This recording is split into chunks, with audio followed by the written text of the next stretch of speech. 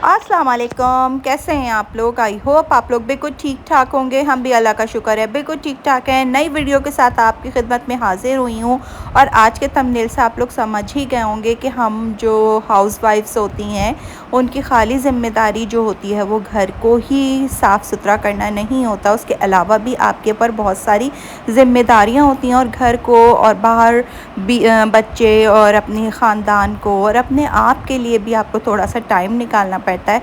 और आप किस तरह से जो है वो अपनी लाइफ को जो है वो ऑर्गेनाइज़ कर सकते हैं, इसलिए कि कुछ चीज़ें ऐसी होती हैं जिनको आप अगर अच्छे से करके चलें ना तो आपकी ज़िंदगी जो है वो बहुत ही ज़्यादा पुरसुकून हो जाती है। इसलिए कि सब चीज़ों के लिए एक टाइम होता है और टाइम मैनेज करना बहुत ज़्यादा ज़रूरी होता है, वरना फिर ये होता है कि कोई चीज़ तो हो जाती है लेकिन कोई काम आपका रह भी जाता है। और मोस्टली यही होता है, जो हाउसवाइफ्स होती हैं ना वो अपने आप को फिर ऐसे वक्त में निगलेक्ट कर देती हैं। तो जी कुछ ऐसी टिप्स वगैरह आपके साथ शेयर करूंगी और आपके साथ अपनी लाइफ को भी शेयर करूंगी कि मैं जो हूँ वो अपनी लाइफ को किस तरह से मैनेज करती हूँ। तो जी चलते हैं और चल के वीडियो को अपनी स्टार्ट करते हैं।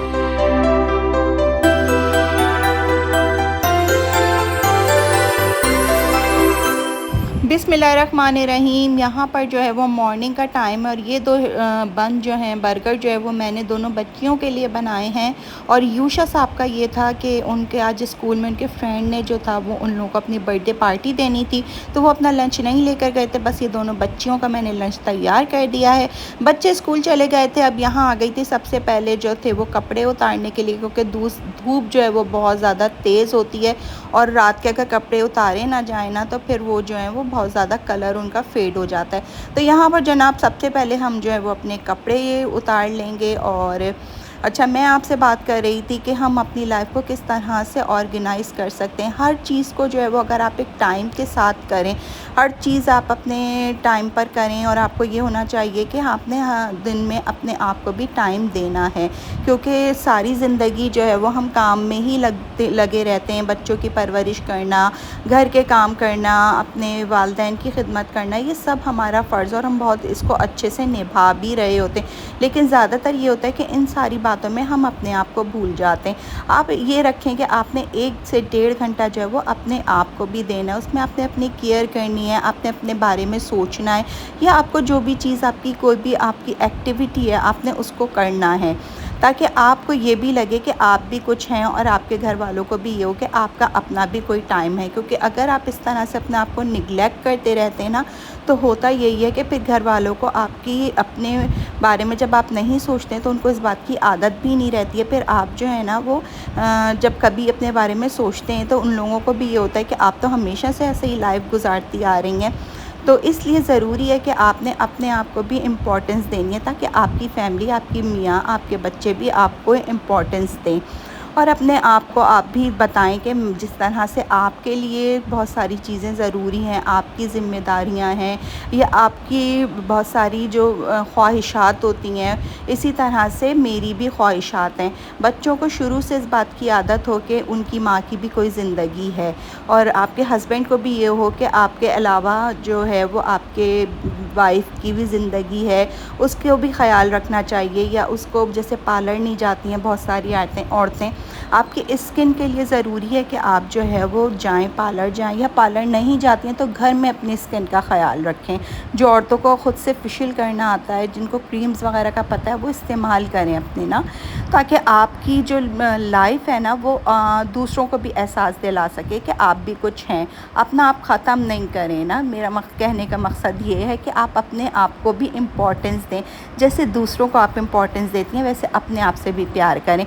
तो जी यहाँ पर जनाब हम जो है वो अपने घर की सफाई करें, जो डेली रूटीन में होती है वो इसी तरह से जो है वो सफाई करी हूँ। लेकिन आज जो था वो मुझे कुछ बाहर भी जाना था।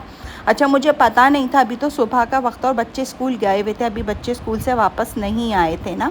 यहाँ पर हमारे जो भी काम था वो कंप्लीट हो चुका था। किचन का काम वगैरह मैंने कर लिया था, जैसे कि मैं आपको पहले भी बताती हूँ कि किचन जो है वो मैं सबसे पहले समेटती हूँ, उसके बाद फिर मैं जो हूँ वो रूम्स वगैरह में जाती हूँ।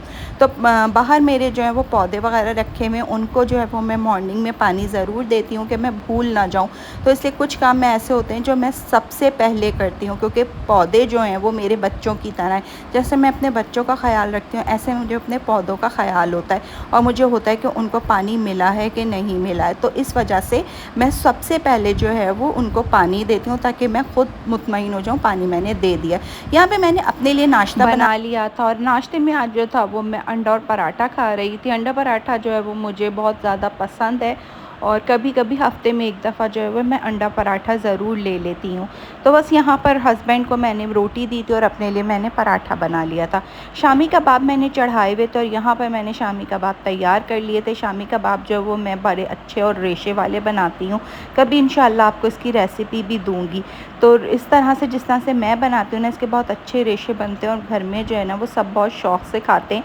बिल्कुल ऐसे लगता है जैसे सिल पे पिसे हुए हो ना, और बहुत ही मज़ेदार और बहुत ही टेस्टी बनते हैं। तो बना के रख लेती हूँ। मोस्टली मेरी कोशिश ये होती है कि मैं ज़्यादा बना लूँ, इसलिए कि जब शामी कबाब घर में बनते हैं ना तो फिर बच्चे वगैरह जो हैं वो बहुत ज़्यादा शौक़ से खाते हैं। ये मेरे पास कटर है कबाब वगैरह बनाने का और इससे मुझे बहुत ही आसानी होती है, बहुत ही जल्दी और आराम से जो है वो शेप मेरी कबाब की दिल जाती है। यहाँ पे बस मैं जो वो सारे कबाब बना के रख लूँगी। यहाँ जो मैंने गोश्त यूज़ किया है वो 2 किलो लिया है और मैंने दाल जो है वो 1 किलो ली है। इसके अच्छा खासी बन जाएंगे, यानी कि आप कह लें तो 70 से 80 कबाब हमारे जो है वो यहाँ पर रेडी हो जाएंगे। और इनको हम फ्रीज़ करके रख लेंगे तो फिर उससे ये होता है कि हमारे जब भी दिल चाहा बच्चों का तो वो फिर हम उनको जो है वो निकाल के तल के दे देते हैं। अब ये जब मेरे फ्रीज़ हो गए ना तो मैंने ज़िप वाले बैग में इनको डाल दिया, जैसे बिल्कुल ये ऐसे हो जाएँ कि ये बिल्कुल बर्फ़ बन गए हों। उस वक्त आप इसको जो है वो अपने ज़िप वाले बैग में डाल के और आप इसको फ्रीज़ कर दें। यहाँ पर बच्चे जब स्कूल से आते तो स्कूल की हुई थी बर्थडे पार्टी, तो इस स्कूल को 4 साल हो गए और उन्हीं ने सेलिब्रेट की थी और यहाँ पर हर बच्चे को जो था वो ब्राउनी दी गई थी। अच्छा, मुझे खुशी इस बात की हुई थी कि इन्हीं ने एक अच्छी जगह से बच्चों को बनवा के दी थी कि ये इन लोगों ने ख़याल किया था कि इनके बच्चे जो हैं वो अच्छी जगह की पेस्ट्री वगैरह खाएं। अच्छा, मैं बता रही थी जैसे कि मैंने पहले ज़िक्र किया था कि मुझे जाना पड़ा था और मुझे पहले नहीं पता था। इशल जब स्कूल से आई हैं तो इशल की दाढ़ में बहुत ज़्यादा पेन था और वो बहुत ज़्यादा रो रही थी कि मुझे मेरी दाढ़ में दर्द है और मुझे जो है वो डॉक्टर के पास ले चलें। फिर मैंने अपॉइंटमेंट वगैरह लिया यहाँ पर और अभी जो है वो उन्हीं ने इशल का जो है वो दाढ़ को सुन किया है और उसके बाद जो है वो इशल की दाढ़ का अब वो मुआयना वगैरह कर रहे हैं और जैसा भी होगा वो बताएंगे। वैसे उन्हीं ने ये कहा था कि इसकी जो दाढ़ है ना वो गलत निकल आई है, तो वो जो है वो उसको देख रहे थे और वो मुझसे उन्होंने यही कहा था कि ये दाढ़ ना निकालनी पड़ेगी, इसलिए कि ये इसको तकलीफ़ देती रहेगी। तो बस यहाँ पर वो उसका सारा कुछ चेक वेक कर रहे थे और ये कि फिर उन्होंने मुझसे परमिशन ली कि आप अगर कहते हैं तो हम फिर इसकी जो है वो रूट कैनाल कर देते हैं। तो फिर मैंने कहा जब बच्ची की इतनी तकलीफ़ और इसका कोई हल भी नहीं है तो फिर मैंने कहा ठीक है आप इसकी कर दें। लेकिन मुझे अंदाज़ा था क्योंकि उसकी पूरी दाढ़ जो थी वो नीचे तक थी और बहुत ज़्यादा तकलीफ़ में इशल के, हालांकि उन्होंने सुन कर दिया था लेकिन उसके बाद भी इशल जो थी वो बहुत ज़्यादा तकलीफ़ में रही थी। वहाँ से हम जो थे वो लकी वन आ गए थे। लकी वन में मुझे बच्चों की जो थी ना वो विंटर की शॉपिंग करनी थी, तो बस हम जो थे वो यहीं पर आ गए थे। और यहाँ पर ये लोग जो हैं, आप जब पता है आप लोगों को तो कि बच्चे अगर टॉय शॉप पर आ जाए ना तो फिर इन्हीं ने कुछ ना कुछ ज़रूर लेना होता है। अभी भी यहाँ जो था वो वलिया इतनी डॉल्स वगैरह पसंद करने लगी थी। इतनी डॉल्स होने पर भी है कि जब भी कहीं ऐसी जगह जाओ ना तो इनको कोई ना कोई चीज़ ज़रूर चाहिए होती है। अभी भी वलिया और इशल जो थी वो यहाँ पर अपने टॉयज़ देख रही थी। अच्छा, ये मुझे इतना कोई क्यूट लगा था ना और ये चल भी इतने मज़े से रहा था, बहुत ही प्यारा ये ना चूहा था और चूहा बहुत क्यूट लग रहा था यहाँ पर ना। यूशा ने भी यहाँ पर जो थी वो अपनी गाड़ियाँ वगैरह देखी थी और बच्चे जो थे वो कुछ ना कुछ देख ही रहे थे यहाँ पर और पसंद कर रहे थे। तो मैंने भी सोचा कि चलो आज बच्चों को ना कोई टॉय दिला देना चाहिए। तो बस यहाँ यूशा लेगोज़ देख रही हैं। लेगोज़ बहुत महंगे थे भाई। मैंने यूशा से कहा छोड़ दो, रहने दो, कुछ और देख लो।